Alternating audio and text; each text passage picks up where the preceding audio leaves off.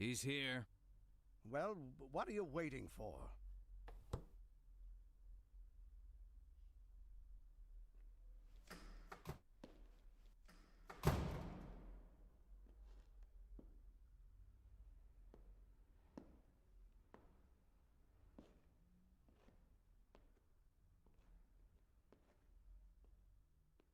Jack, do you know how I managed to stay mayor for so long? Oh, yeah, I know. Is that what you wanted to talk about? No, Jack, it's not that. I've stayed in my position because at the very beginning of my career, I learned an important rule. If someone, anyone, friend or enemy, if they want something bad enough, you can hook them with it. I know just what you mean. What does Jack Boyd want? A good pension? Doubtful. $500,000. I think that whole nonsense is a myth. The others might think that you just want a paltry sum of money and you'll walk away. I think, no, I'm sure of it. You want what you've always wanted, to remain the chief of police. And only I can give that to you. You are to lead a special operation against Chaffee. I want your team to come down like a hammer on his stinking restaurant. I want you to personally be there and stand in front of the cameras. And I want this fairy shot during his arrest, 12 bullets at least. I want to see his mutilated body all over the airwaves. I expect a perfectly planned operation. And if you keep me happy, you'll keep your job for another 1.5 years.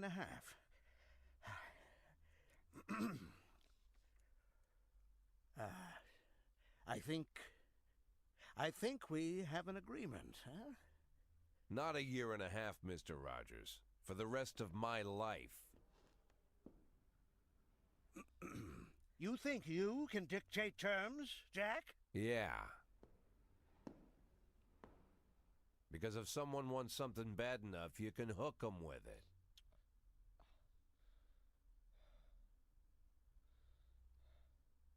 I think we have an agreement.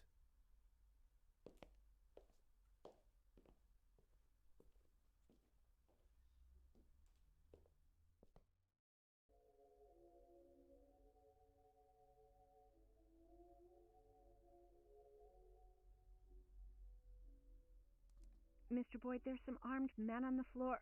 Mr. Boyd, there's a lot of them.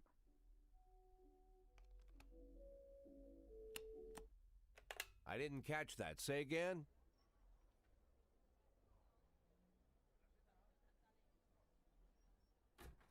Excuse me, Mr. Boyd. It seems I accidentally frightened your secretary. Ah, they publish these stories in a book? My grandfather read me these stories from the old newspapers whenever I was ill. As a child, I was often ill, several times a year.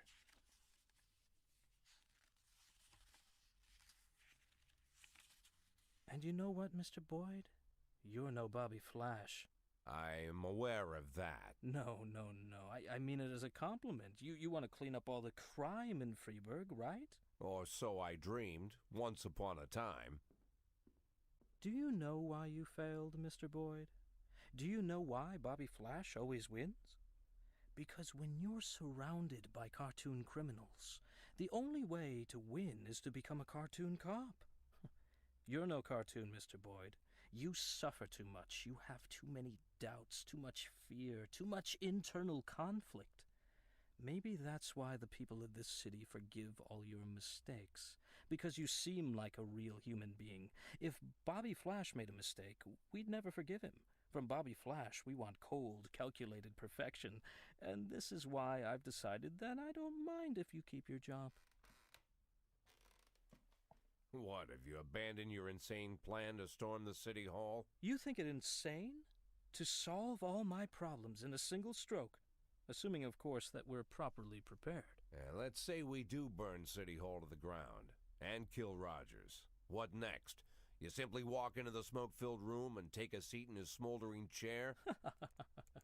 No, Mr. Boyd. I've been preparing for a year for what happens next. I'll give the prosecutor's office an impressive folder with compromising evidence against Rogers. Information about how he suppressed his political adversaries, finally lost his mind, and plotted to rain blood on the streets of Freeburg. Of course, Troy Starr, faithful City Hall employee that he is, will easily confirm all this. At the same time, my dear Jordan will finally decide to break her silence and tell everyone how that fool Rogers threatened her, forced her to kill all the victims of his sexual violence to ensure their unpleasant stories would never come to light. Of course, everyone will understand that we didn't have time for formal complaints. The night before Mayor Rogers' private security detail would plunge the city into chaos, our valiant police chief Jack Boyd made the difficult decision to arrest the mayor of Freeburg. Unfortunately, Rogers descended into delusion and engaged in a shootout with the police, which ended in his death. We'll have to call an early election to replace the mayor, and of course, it won't be too difficult to win the election fairly. And then?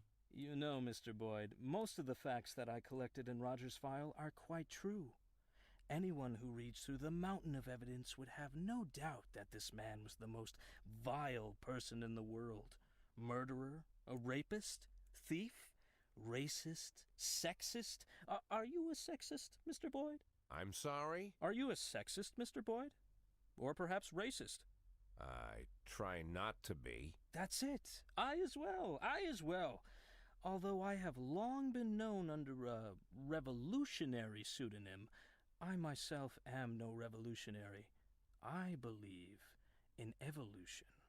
I am convinced that a city which offers such broad support for racist gangs, a city where people cheer as feminist protests are suppressed, a city which for decades has tolerated corrupt officials, I say this city has no interest in a mayor who unconditionally stands for freedom, equality, and the rule of law.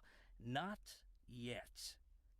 But perhaps they are ready for a mayor who tries to stand for freedom, equality, and the rule of law. At least when the situation allows it. That's why you're so popular, Mr. Boyd. The city is ready for people like you and me, for people who are ready to make compromises. I'm counting on you, Mr. Boyd. And, when will they be ready? I beg your pardon? You said that the city isn't ready for a mayor who stands for freedom, equality, and the rule of law. When will they be ready? Who decides when they're ready? I'll decide.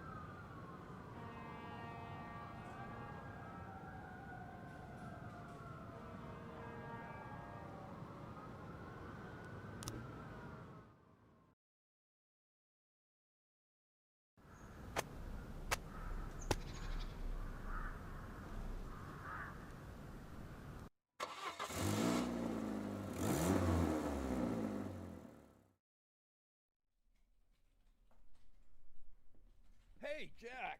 Do you mind if I take Stet's office? Your office seemed a little ratty. No offense, Jack. Jack! I don't mind the broken nose, Jack. I know you were just upset. Hey, Jack, talk to me. Jack! Jack!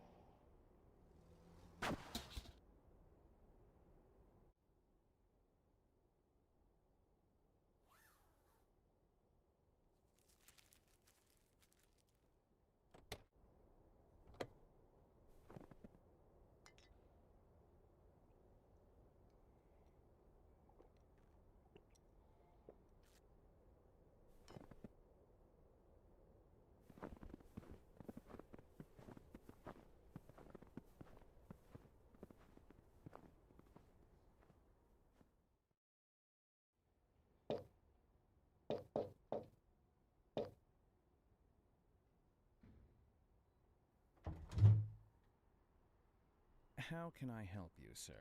I just want to go in. Excuse me, sir, only members are allowed into the club. Don't I look like a member of the club? I'm sorry, sir, but the club is not accepting new members at this time. What are you, brand new here? I'm an old member of the club. I've been a member for 30 fucking years. I'm sorry, sir, but I think you've made a mistake. Have a good evening.